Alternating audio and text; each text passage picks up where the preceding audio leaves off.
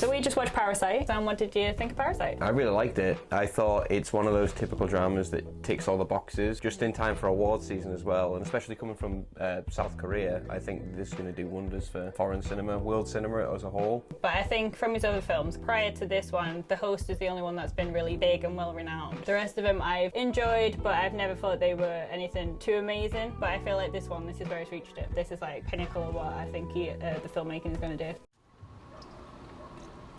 So the plot in this is kind of, it's different to what Snowpiercer was. Snowpiercer was the poor people fighting their way to the front of the train where the rich people are and just trying to regain some control. This is more of like a rich person's nightmare.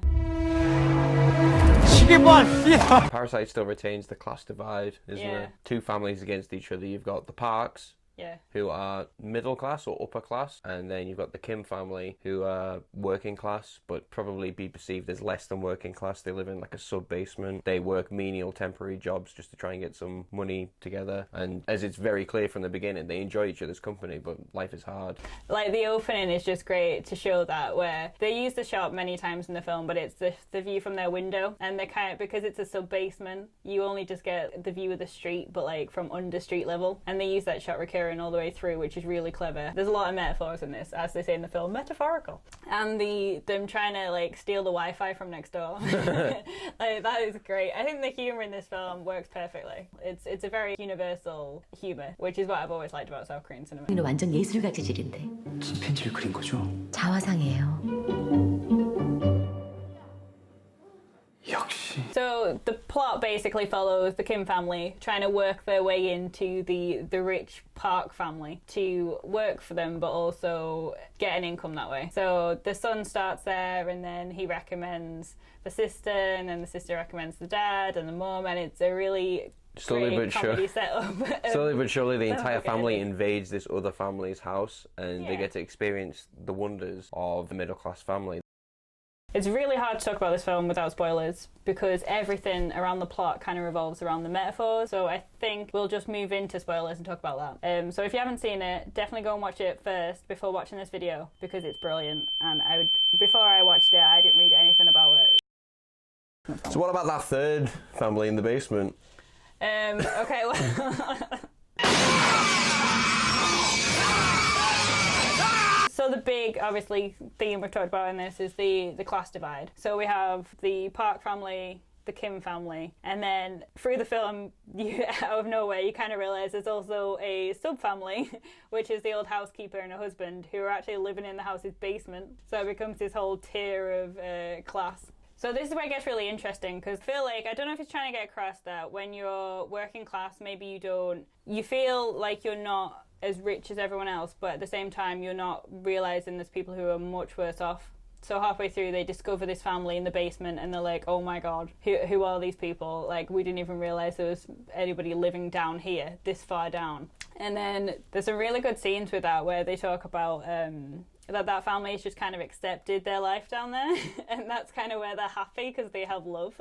Whereas the Kim family, they come across as more of an aspirational family, don't they? I really like that. They're trying to do anything they can to get to the top. 얘 과외 선생님 좀 해줘라, 영어. 대학생인 척하라는 거야? 구라를 좀 치지 뭐. I like how this family's like kind of moved into the Park's middle class home, and they're living in luxury while they're away camping, and then they come downstairs and find that there's a couple living in the basement. And their reaction is not along the lines of, oh, are you all right over there? It's more like, ugh, I can't believe you're living in the basement. What kind of sickos are you? Whereas they're all upstairs, like, pretending to be other people working for the family and drinking and eating their food in their living room. Yeah. It's really funny crossover, because it is that, like, everyone just kind of judges everyone in this film. You have the Parks who, like, continuously, the richer ones, who continuously talk about the smell that is attached to the Kims, and like, because they live obviously in a sub-basement, and they say like it's the smell they can smell on the subway and things like that, and I feel like that is part of the thing, that no matter how high they go in the film, however much they ascend in the class in that film, they always keep a part of them that makes them stand out, as though they don't belong there. They'll never be the same. Yeah, you can, like, the rich people can basically smell it on you, that you're not from the same stature as them. I think it affects the dad of the Kim family the most, because a lot of the time he always speaks to Mr. Park as if they're like peers, and they speak to each other back, but then there's always an instance where he'll remind him that he's in a paid position and he's on the clock, he should be doing his work sort of thing. Yeah, and then it pulls Mr. Kim out of this fantasy he's got in his head where he has a peer that he can speak to about things as an adult, but then he's reminded that the class divide means that they'll never be together, they'll never be seen as the same level. There's something clever they do with the soundtrack there, because the soundtrack overall, I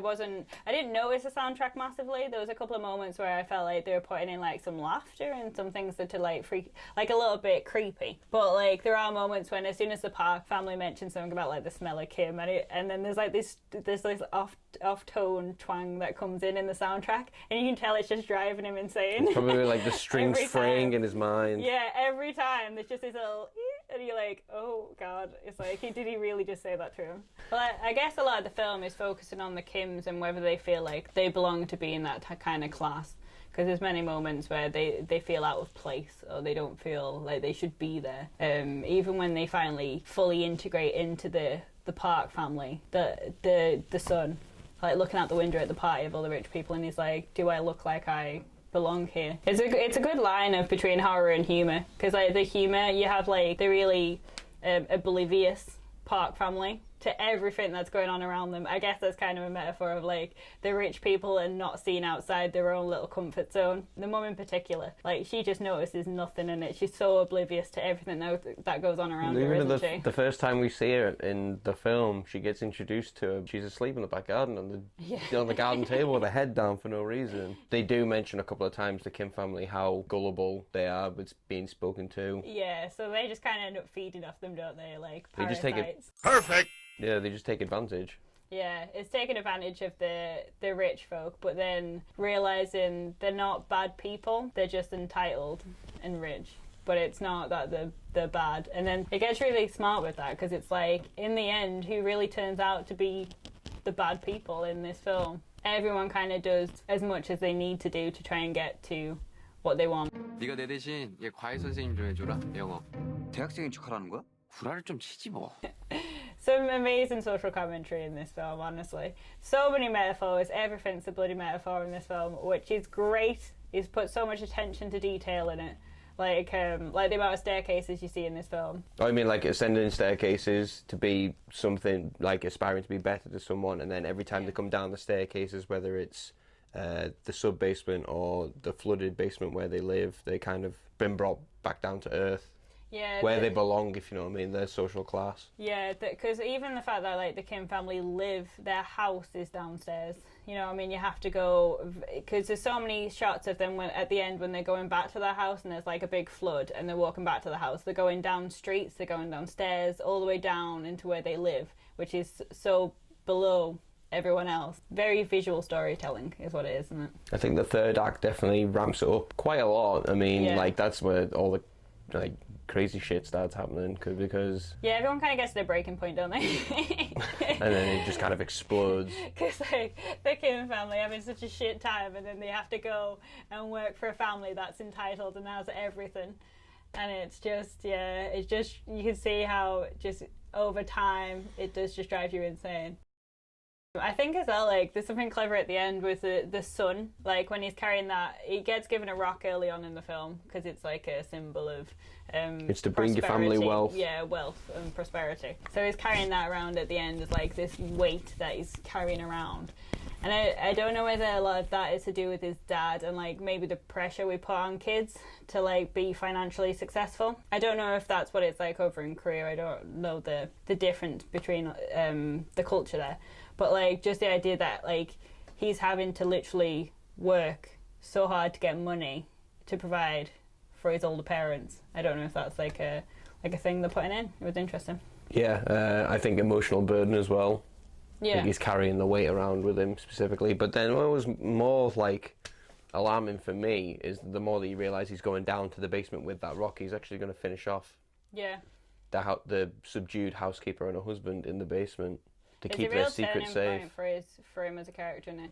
That's why I was thinking like it's the pressure that's on him to sort of help his family and to fix everything for them. That's true, because going to turn to do that. That's true. It was him doing the fraud in the first place. He was the first one to go into the house, and then even towards the end of the thing, he's still trying to help his family out. He's still trying to find a way to help free his father and return with his family. I'm excited to see what he does next. He did Snowpiercer about the class divide, and he did this about the class divide. Where do you think he'll go next with the class divide? I'm thinking boat. I'm thinking... Not the captain's suite! So, yeah, it'd be the rich people at the top, although this kind of sounds like Titanic. That is the Titanic. And then at the bottom, we'll get a big reveal that there's no engine in the boat, it's just people at the bottom just swimming. Can we just get a Bong Joon-ho version of Titanic? Yeah. Adaptation. This totally deserves all the praise it's getting, and I am excited to see more Korean cinema getting a shout out over here, honestly. Right, what would you rate it? Parasite. Okay, well, I'm thinking I'll give it 9 peaches out of 10. 9 peaches out of 10. Yeah. I'm gonna go for 8 disgruntled former workers out of 10. Go watch Parasite. Give them reason to put movies out like this more.